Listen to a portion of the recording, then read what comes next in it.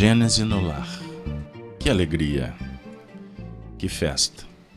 Comemoremos o dom da vida, a oportunidade de aprender para servir. Agradecemos, Senhor, por esse ensejo,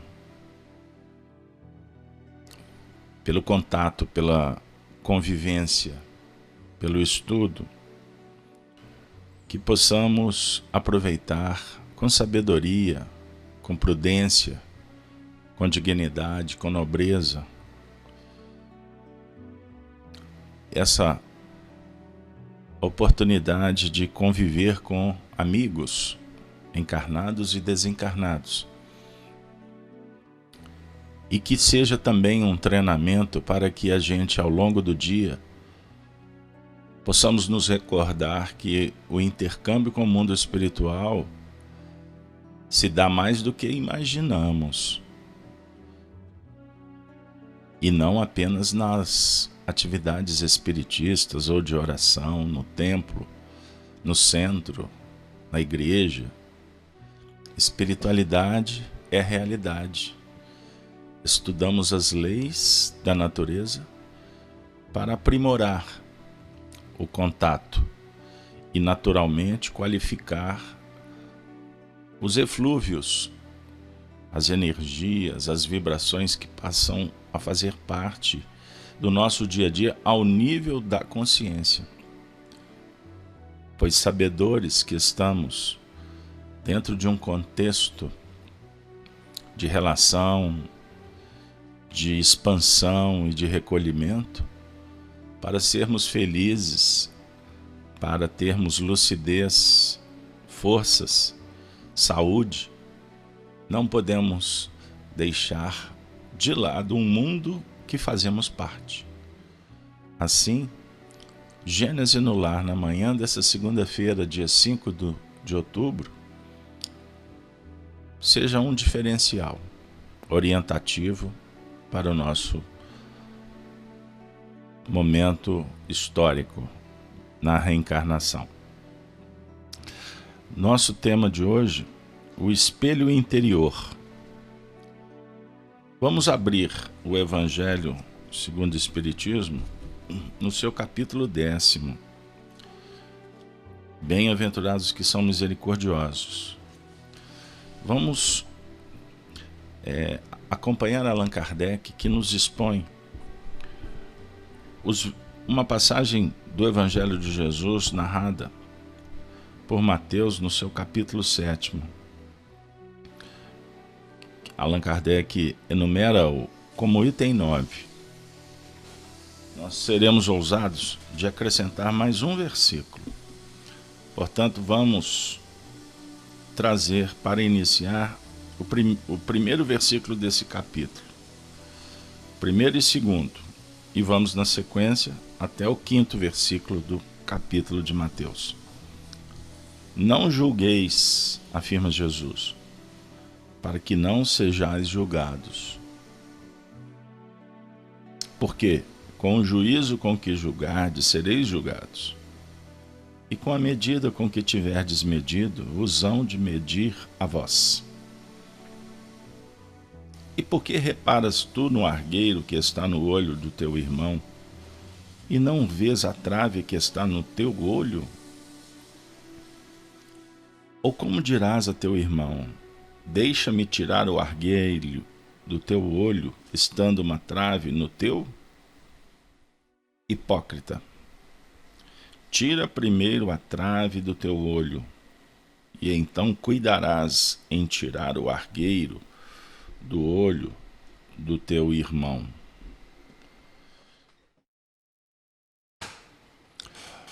Interessante. Uma observação. No versículo que foi utilizado no Evangelho segundo o Espiritismo, a frase diz: hipócritas, tirai primeiro. Na versão que é a que normalmente utilizamos, João Ferreira de Almeida, Imprensa Bíblica, o texto está no singular, hipócrita. sobre o ponto de vista do Evangelho, que é para a minha pessoa, fica bem mais interessante. Por quê? A mensagem ela é individual. Por mais que o educador fale para todos, o despertamento é de cada um, no momento oportuno, de acordo com as necessidades, no time possível. Se partirmos da reflexão a partir desde esse raciocínio inicial, nós vamos caminhar para a interpretação com Kardec, compreendendo que vem a ser o desafio de trabalhar o argueiro no próprio olho e não focados no que o outro faz. Embora seja material para nossa análise. Aprendemos isso em Doutrina Espírita. No Livro dos Espíritos, várias passagens esclarecem que a gente observa. Nós somos aprendizes que precisamos de elementos de informação, de estudo, para que a gente faça a seleção de acordo com a preferência e a necessidade. Ouçamos Kardec. Uma das insensatezes da humanidade consiste em vermos o mal de outrem antes de vermos o mal que está em nós. Interessante, porque a interpretação de Kardec está falando em vermos. Aí o hipócritas encaixa. Entenderam? É simples, mas faz diferença. Continuando. Para julgar-se a si mesmo, fora preciso que o homem pudesse ver seu interior num espelho. Por isso o tema da manhã. O interior num espelho. Pudesse, de certo modo, transportar-se para fora de si próprio. Considerar-se como outra pessoa e perguntar: que pensaria eu se visse alguém fazer o que faço? Incontestavelmente é o orgulho que induz o homem a dissimular para si mesmo os seus defeitos, tanto morais quanto físicos. Então, defeitos físicos e defeitos morais. Semelhante insensatez é essencialmente contrária à caridade. Porquanto a verdadeira caridade é modesta, simples e indulgente. Caridade orgulhosa é um contrassenso, visto que esses dois sentimentos se neutralizam um ao outro. Com efeito, como poderá um homem bastante presunçoso para acreditar na importância da sua personalidade e na supremacia das suas qualidades, possuir ao mesmo tempo abnegação bastante para fazer ressaltar em outrem o bem que o eclipsaria, em vez do mal que o exalçaria? Por isso mesmo, porque é o pai de muitos vícios, o orgulho é também a negação de muitas virtudes. Ele se encontra na base e como móvel de quase todas as ações humanas. É esta a razão porque Jesus se empenhou tanto em combatê-lo como principal obstáculo ao progresso. O argueire e a trave no olho.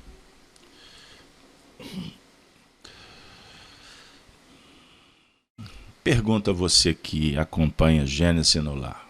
Hoje completamos o estudo de números 158. Citamos esse dado por uma razão simples. É como se a gente estivesse começando tudo do zero hoje. Todas as manhãs nós estamos começando de novo. Aliás, recomeçar é uma tarefa muito especial para aquele que vai para a escola, matriculado nos planos do Evangelho e com todo um currículo a ser trabalhado, esclarecido pelo Espiritismo. Trazendo um pensamento de Sócrates, sabemos que nada sabemos, mas juntos podemos saber mais. Como amigos, companheiros, dessa travessia.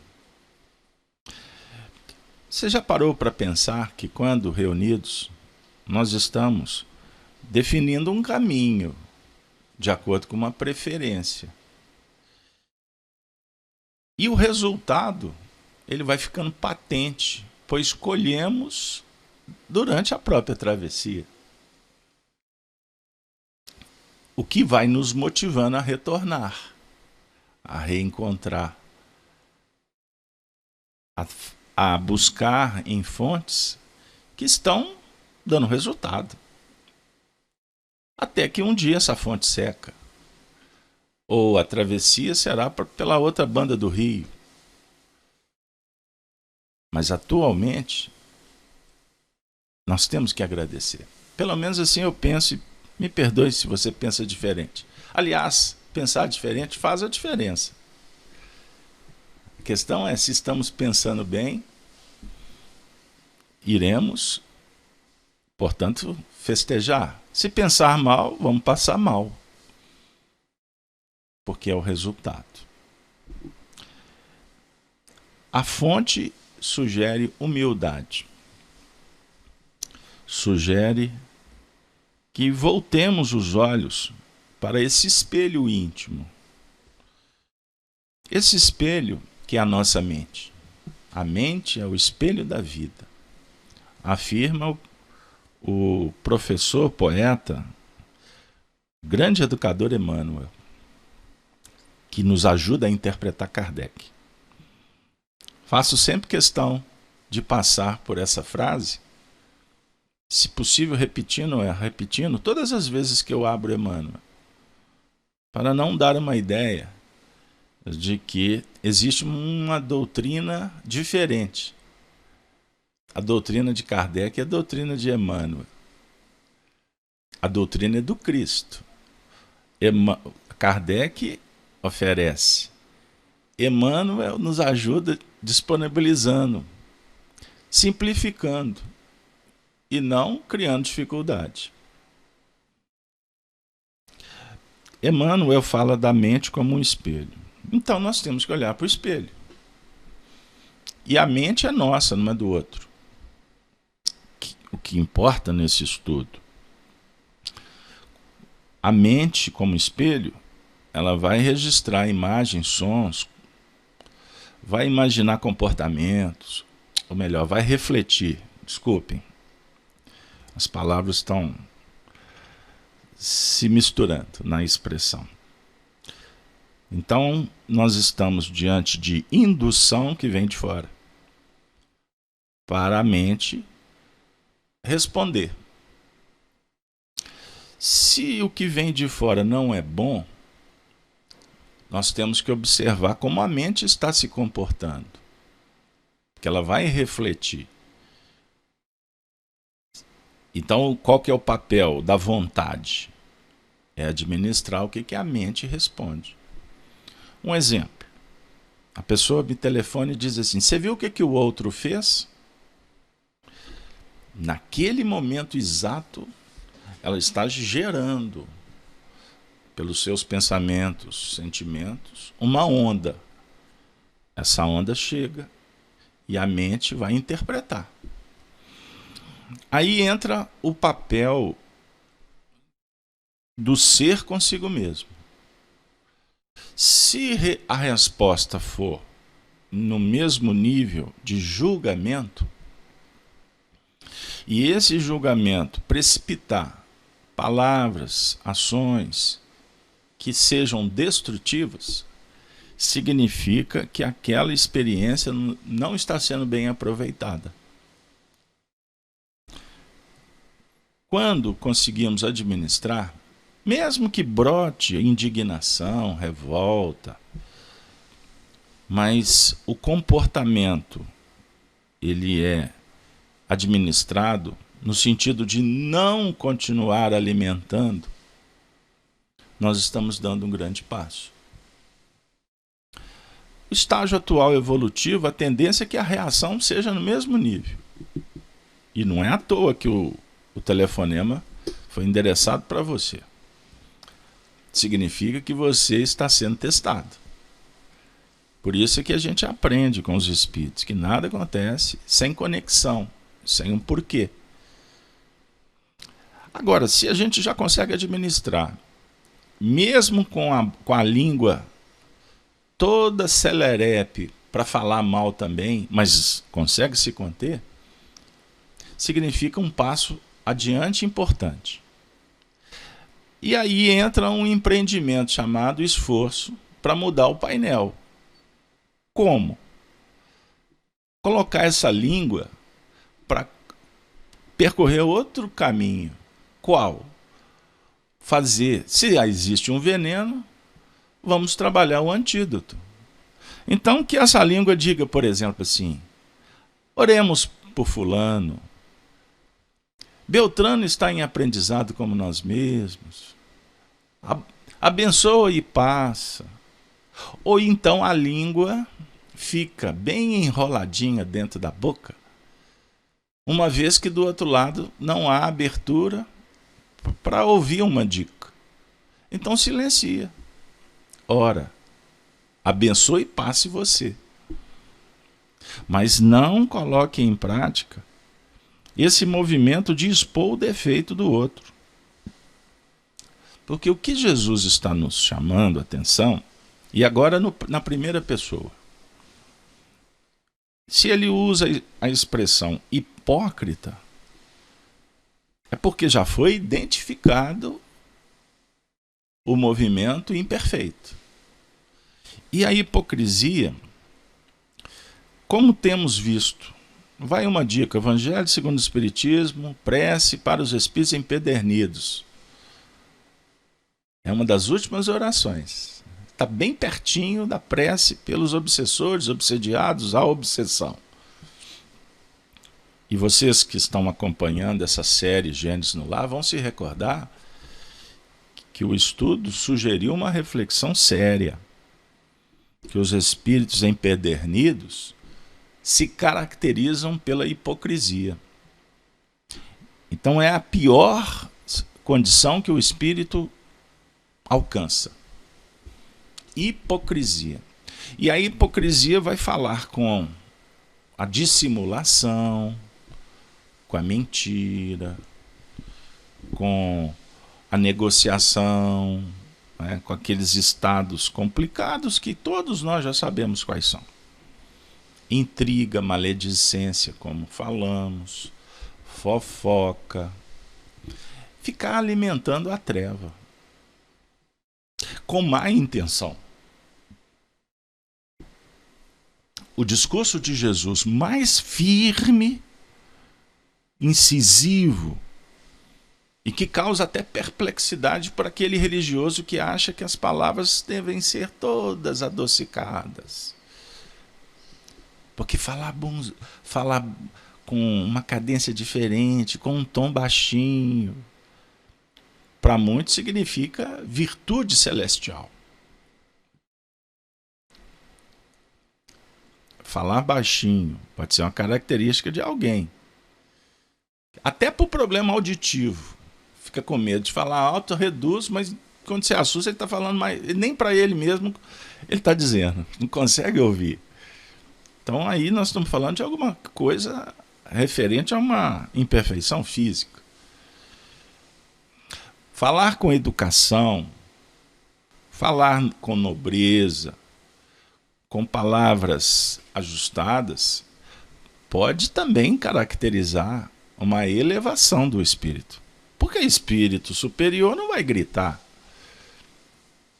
Espírito que está nessa condição, ele não vai ferir. Ele vai procurar ser cuidadoso, mas sem perder a espontaneidade. E não haverá um movimento de um interesse de convencimento.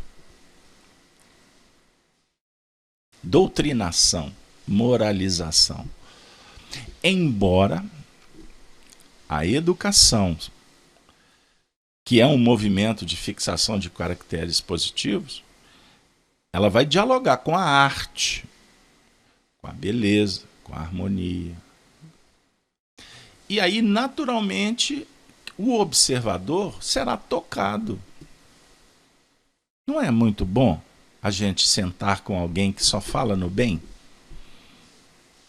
Que o assunto perpassa sempre com exemplos da dignidade, do equilíbrio.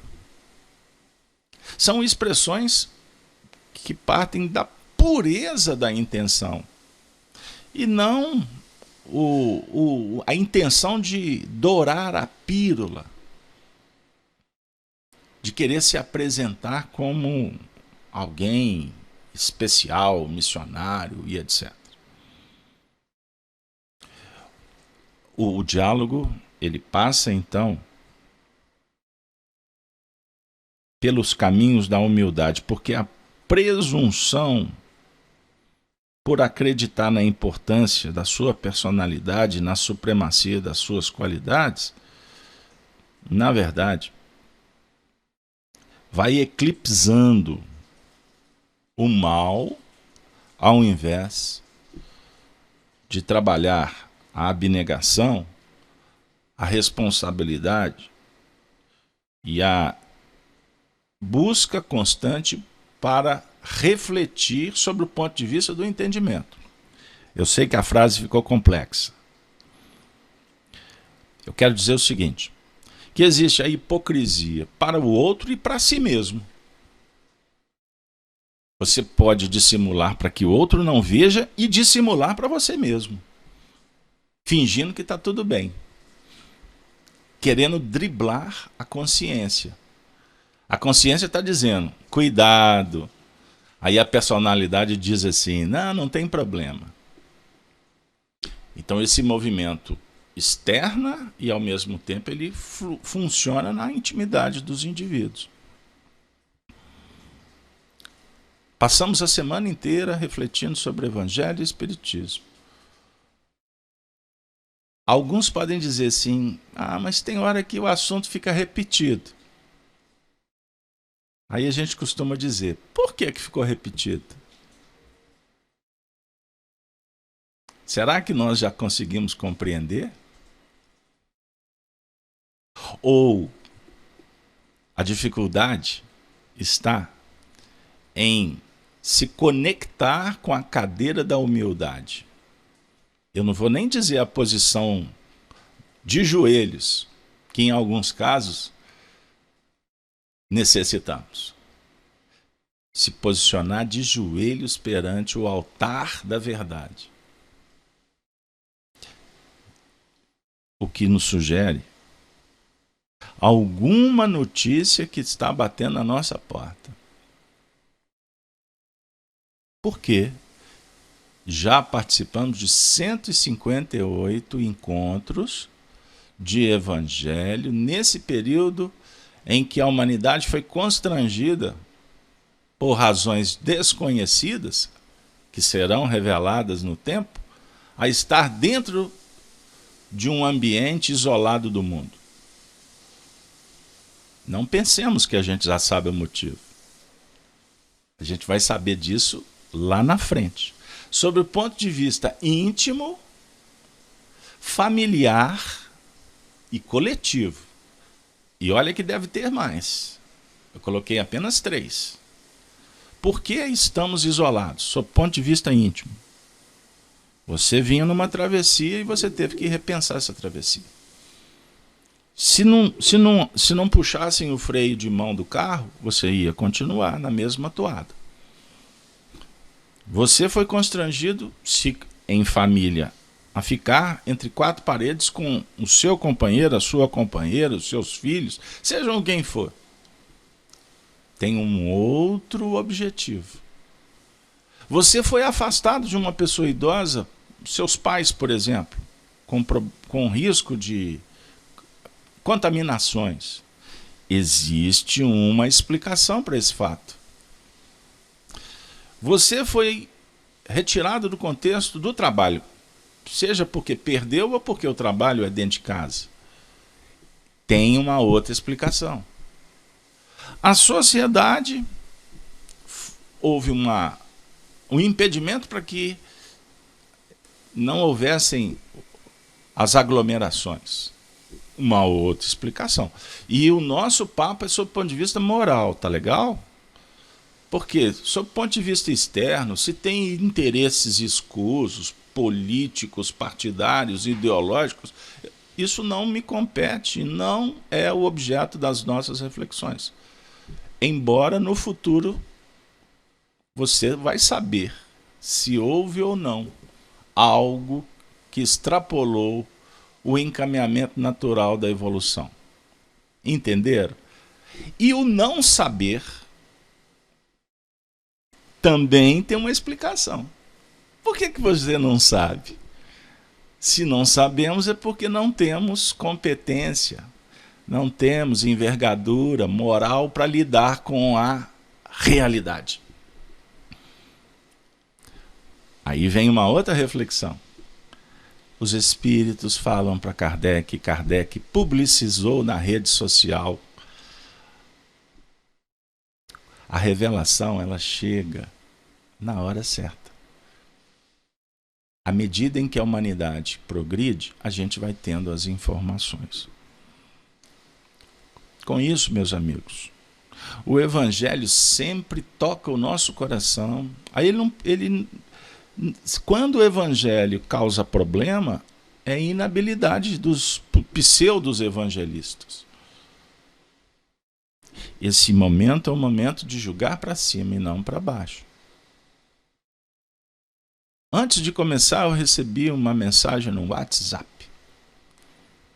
Uma figura pública, que inclusive se proclama espírita, mas ficou conhecida nos meios sociais. E ele tem um viés político.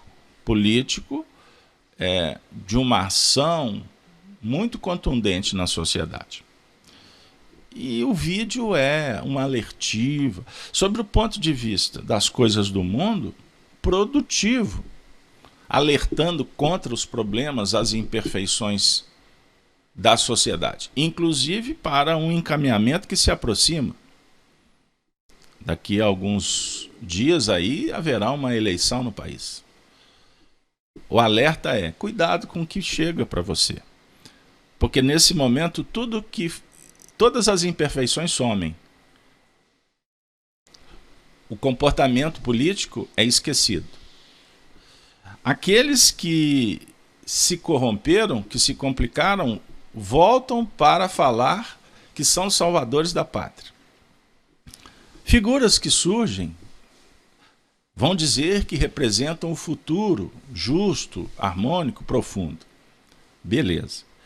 E como nós vivemos na sociedade de muitas contradições e somos espíritos que temos como princípio a evolução, sonhamos com a justiça, com a beleza, com a harmonia, com o amor, é muito simples, é muito fácil, pela própria esperança, que a gente acredite em muitas notícias de mágicas, do sobrenatural, que vai resolver o seu problema. Ou seja, promessas. Promessas, promessas, promessas. Pois bem, o que eu quero dizer para vocês que quando nós procuramos sintonia com Cristo, com os bons espíritos, a gente percebe que as coisas do mundo, elas são tão frágeis e, portanto, sem sustentação, que daqui a pouco esse edifício de promessas cai para aqueles que criam, vamos dizer assim, expectativa onde não tem o que oferecer. O nosso propósito é estabelecer uma meta e alimentá-la permanentemente. A nossa meta é evoluir. É trabalhar o mundo sob o ponto de vista íntimo, procurando a justiça, o amor, a ciência, ao nível interno, e aprendendo a lidar com esse espelho interior. E selecionar cada vez melhor o que te atende e o que não atende. Para concluir, todos os noticiários, todos os alertas, que a gente percebe que tem até um respaldo dentro da lógica, como, por exemplo, a humanidade está sendo alertada de uma forma muito clara que, se permanecermos nas imperfeições deliberadamente, nós iremos responder na lei de retorno. E haverá seleção natural dentro da organização social. Então, escolher rebeldia, violência, definir a presunção, a arrogância ou a indiferença, que é tão pesada quanto a rebeldia, significa que iremos naturalmente colher na lei de retorno. E pode ser que o ambiente não seja mais o planeta Terra. Isso é um fato. Para nós que estamos dando as mãos para ouvir Jesus, o convite é: vamos orar pela humanidade. Vamos vibrar pelo bem, pela saúde, pela justiça. Vamos, no nosso dia a dia, aprender a respeitar o time de cada um, sensibilizados com as escolhas complicadas, mas não entrar em depressão ou nas valas da angústia pelo que está acontecendo com o outro. Porque nós não podemos acreditar que somos responsáveis para mudar o eixo imaginário do planeta Terra. Nós temos que aprender a cuidar do nosso mundo íntimo, que naturalmente vai refletir no eixo imaginário da Terra. Mas se você ficar com os olhos passeando pela janela, você deixa de cuidar do que está dentro. E Jesus nos alerta para que sejamos misericordiosos, para que sejamos, portanto, aqueles que investem na tarefa do coração. Misericórdia traz a ideia, miséria do coração, que precisa de ser contornada, superada. Bem-aventurados os que sofrem, têm sede de justiça, é todo um movimento. Mas a bem-aventurança extraordinária é a condição de misericórdia. Porque alcançaremos a misericórdia. E misericórdia é expressão da justiça divina, não particular. No tempo correto, na hora devida. Gênesis no Lar vai nos inspirando a cada manhã para renovar, rever os conceitos para modificar. com bondade na alma, simplificar e gerenciar para amar, com competência, com pureza. E, naturalmente, identificar para qualificar as palavras, o comportamento. O interessante é que há uma manifestação clara da justiça divina dentro da gente. Pois antes não havia a valorização. E o que era dito, já foi dito, e que se dane. Hoje, já então, há uma atenção. Essa conquista, ela é extraordinária.